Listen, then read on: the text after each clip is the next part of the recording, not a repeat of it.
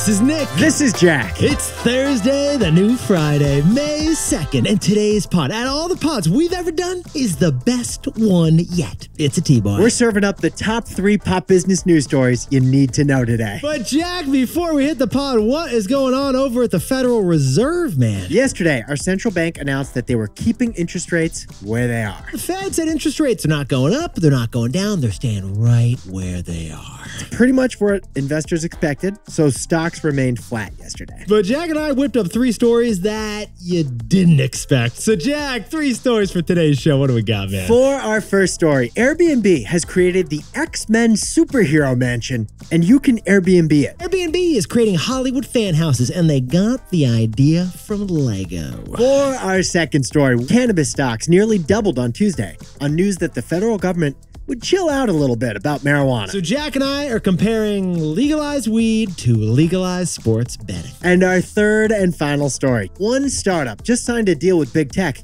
to stop climate change with their poop. Deep Vaulted is storing poo underground, and they're using a 70-year-old technology. But Yetis, before we hit that wonderful mix of stories. That is a fantastic mix of stories, and I can't believe we have a poo story in there, Jack.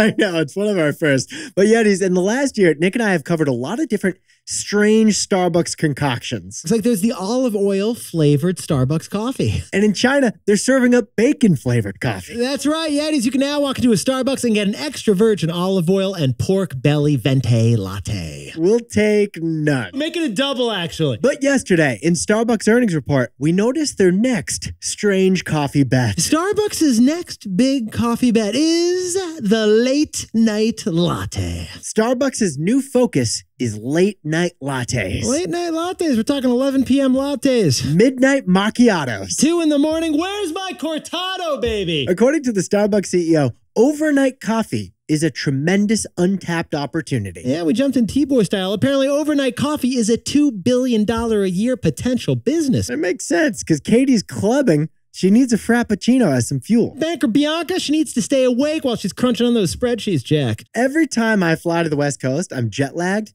I want a coffee at 4 a.m. Nobody's open. Jack wakes me up at 4 a.m. and goes, how come the Starbucks isn't open? I'm like, oh, it's 4 a.m. here on the West Coast, man. The real question is, why don't you have a drip coffee machine, Nick? Well, now you've spoiled your birthday gift, Jack. I should have left that on my hotel review. But Yetis, Jack and I, we should point out, Starbucks stock fell 17% after this late night latte report. So maybe investors don't like this late night latte strategy. I mean, Jack, I don't need caffeine. I don't gonna be a customer of this thing. Mix decaf or die. I got a tattoo on it actually right here next to where I was gonna put your coffee machine, Jack. Wait, you have a tattoo about coffee and that's somehow my birthday present? Yeah, let's not get into the details. So here's what Nick and I are thinking. Starbucks, why don't you put an espresso martini on the menu for a late night latte? Decaf espresso martini. Jack, let's hit our 3 stories. 15 years before this song, 2 boys from the Northeast met in the dorm. They had an idea that caused a cultural storm. It's the best one yet, but the best is the norm. Jack, Nick, that's it. I don't even think they need to practice. 50%, that's a fat tip. T-Boy City on your at list. If you know, you know, cause we ready to go. We can't wait no more, so just start the show. Start the show.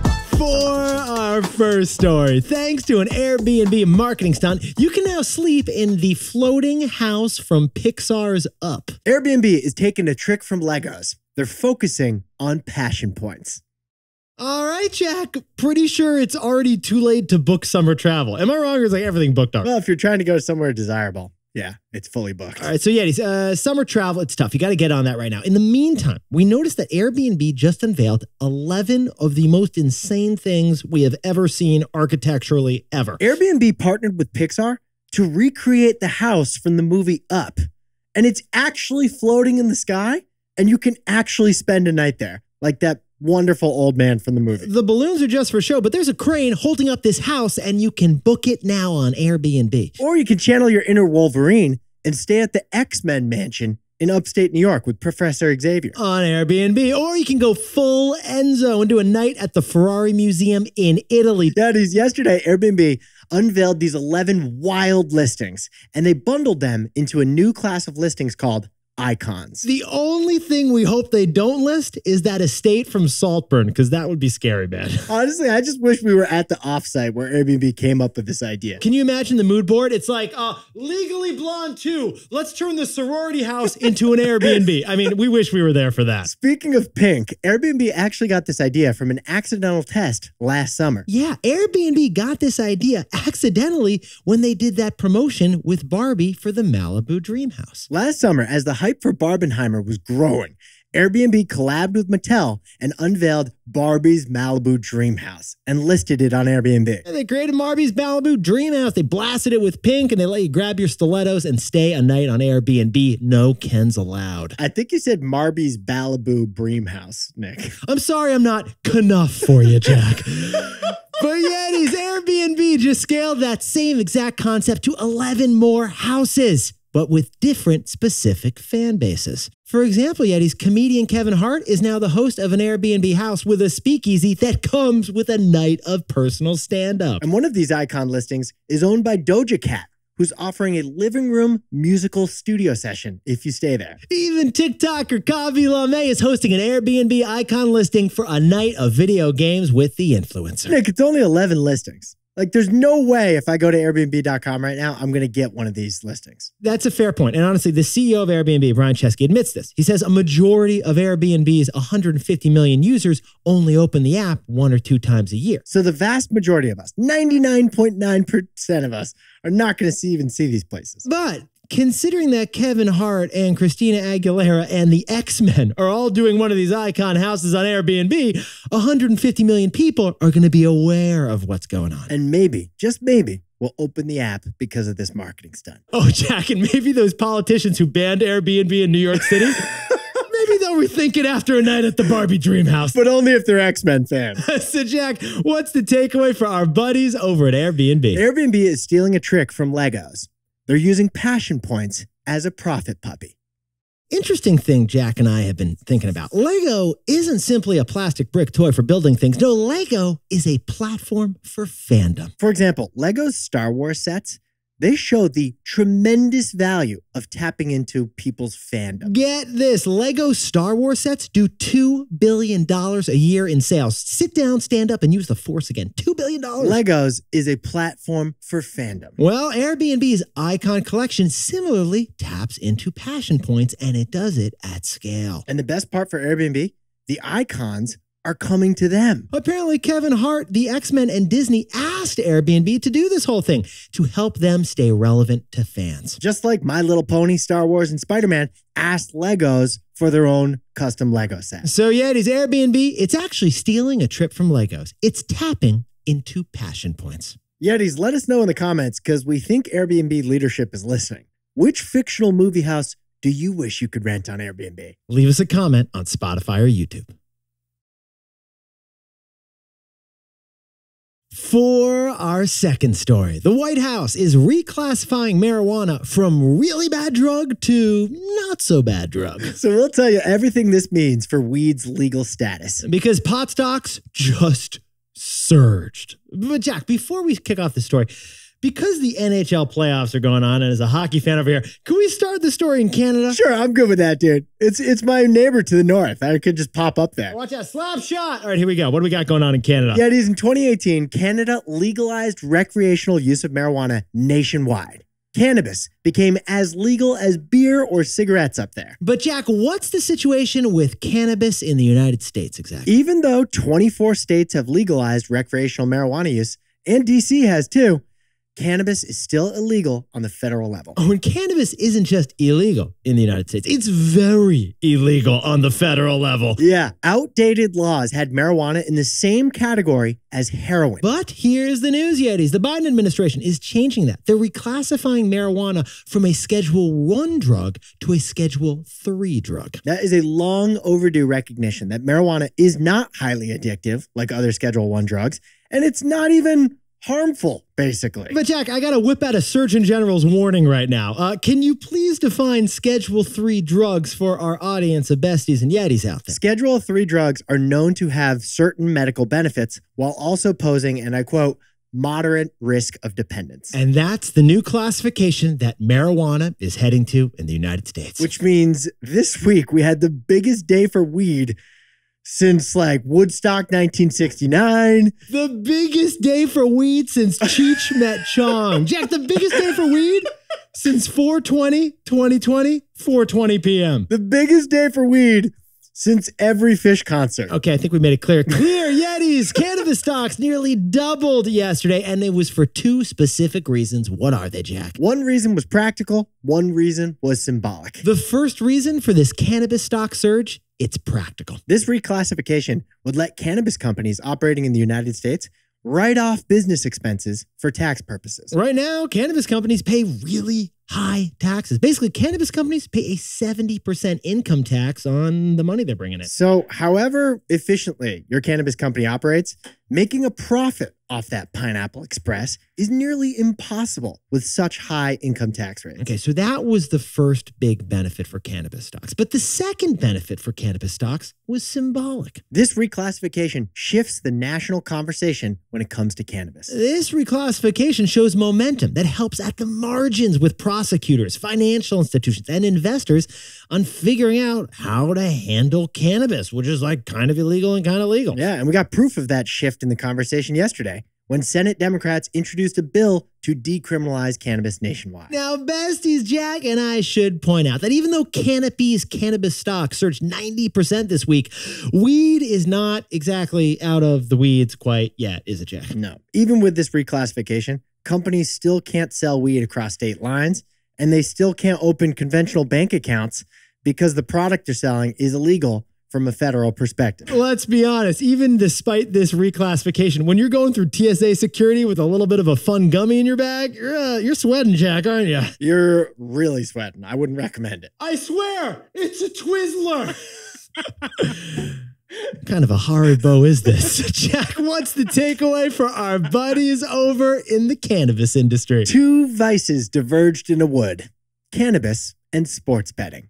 Yetis, like Jack and I said, at the beginning of 2018, Canada legalized recreational marijuana nationwide. That same year, 2018, America's Supreme Court struck down our ban on sports betting. Sports betting, cannabis, they were both living their best lives. It appeared that you'd be able to bet on the Cowboys while smoking a blunt. Now, today, you can bet on the Cowboys in just about, every corner of the United States, but be careful with the blunt part. Sports betting has rapidly become normalized, while cannabis has been moving ahead at a much slower pace. Much, much slower for cannabis. And what's the key reason why there's this difference between sports betting and cannabis, Jack? Cannabis is still illegal on the federal level, even after this reclassification news. And because Congress hasn't legalized it, its final hurdle, cannabis still has a type of scarlet letter. No matter how enthusiastically states try to embrace the legalization of cannabis, the federal criminal status is going to always weigh it down. And that is why sports betting and cannabis are legalizing at very different speeds. Or, as our buddy Robert Frost put it, two vices diverged in a wood. Cannabis took a much slower path. Yeah, I think it was something like that.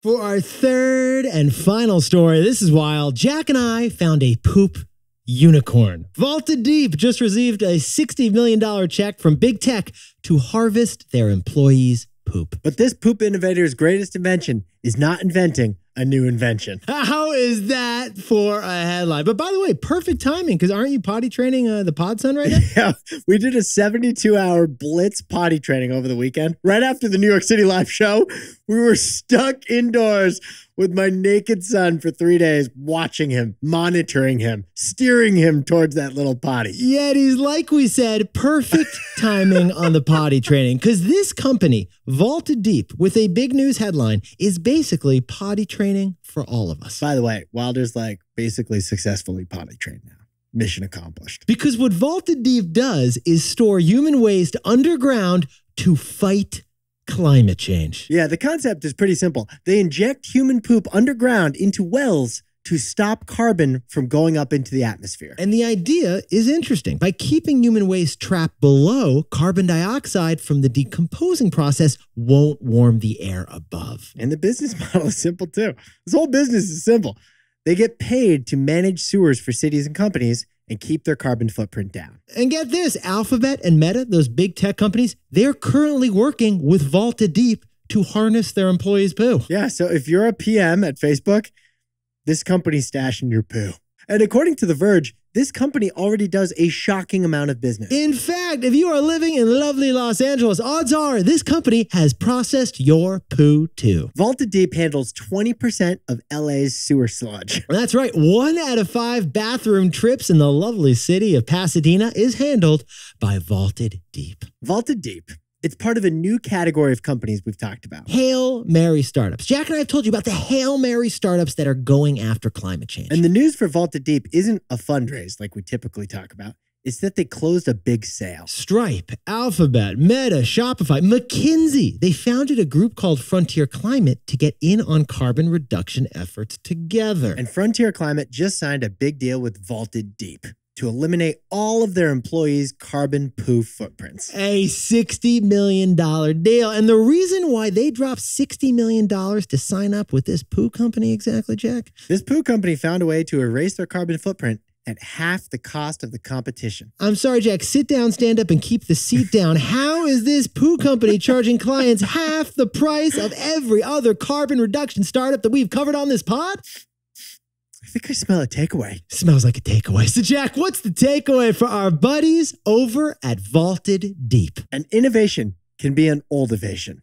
Yeti's shocker. But the core technology that Vaulted Deep uses to embrace your waste, it's actually been around for decades. They're using the same technology that the oil and gas industry uses with fracking. Like fracking, hydraulic fracturing, that controversial practice that pulls gas out of the ground but leaves a bunch of dirty, rocky waste. Turns out the father of this company's founder invented a process to get rid of that sludgy waste from fracking by injecting it into the ground. And his son, the CEO of Vaulted Deep, is doing the same exact thing.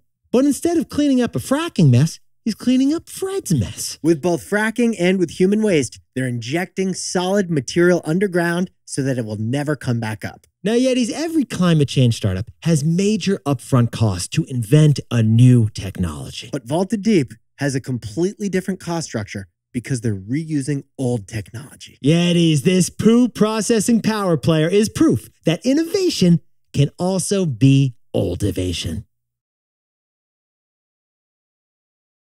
Jack, could you whip up the takeaways for us for the new Friday? Airbnb just unveiled 11 icon listings, and they all tap into different corners of pop culture. Airbnb, they took a trick from Legos, turning a passion point into a profit puppy. For our second story, cannabis stocks, they jumped on news of the reclassification of marijuana from a Schedule 1 drug to a Schedule 3 drug. But in 2018, two vices diverged. Cannabis legalized much more slowly than sports betting. And our third and final story is Vaulted Deep. They just signed a $60 million deal with big tech. They're number one when it comes to stashing your number two. Their key innovation? Using an old innovation. Because an innovation can also be an oldivation. But Yetis, this pod's not over yet. Here's what else you need to know today. First, Bitcoin dropped another 5% to fall below $60,000 for the first time in 2 months. Bitcoin is now down 20% from the all-time high they reached last month. Some think it's because of the Fed's interest rate announcement, but like anything with our buddy Bitcoin Ben, there's really no clear reason why. Everyone's just guessing. Even us. And second, Tesla has fired the entire supercharger team. We're talking 500 people working on their superchargers. It's a big deal because the Tesla supercharger network is by far the biggest charging network in America. And it's honestly key to electrification of all cars in this country. Jack and I have called this the gas station of the future, but Elon says they need hardcore cost cuts right now. And finally, the latest company to get into betting is Dave & Buster's. The adult Chuck E. Cheese's now allows those adults to gamble. Not on sporting events, but you can now bet at Dave & Buster's on skee-ball. Loyalty members can now use the Dave & Buster's app to bet on their buddy who's playing air hockey. Oh, if you think your team's going to win laser tag, you can put $5 on it. I think at Dave & Buster's, 3 vices diverge. Now time for the best fact yet. This one sent in by Karis Myers from lovely Boulder, Colorado. Hey Yetis and Besties, this is Karis from Boulder and I have a little snack fact for you. Last week, Jack asked about the difference between an autobiography and a memoir. While both are historical narratives written by a person about their own life, an autobiography usually spans a person's entire life, while a memoir is focused on a short phase within a person's life and the reflections on that phase. I think it's like you finish an autobiography and you put it on the shelf. You finish a memoir and you grab some tissues and you cry for a while. I guess memoirs are kind of a little more emotion packed because it's probably an intense moment that you decided to write your memoir about. Oh, also though, choosing the title for the memoir is huge. Like your memoir, Jack. I think it would be titled, I Wore Two Sweaters. Nick is so good at this. Or you'd go with something pop culture. You'd be like, pour some maple sugar on me, baby. You know what I mean? I think that'd be your memoir. Yetis, you look fantastic today. And if you haven't yet, one of the best ways you can help grow this show is to drop a rating and review on this podcast. 5 stars preferred, but we'll read your 1-star review too. Yetis, if you leave a wonderful 5-star review, Jack and I will put it in our memoirs. Yes, we will. Pour some maple sugar on me, baby. Jack and I will see you tomorrow.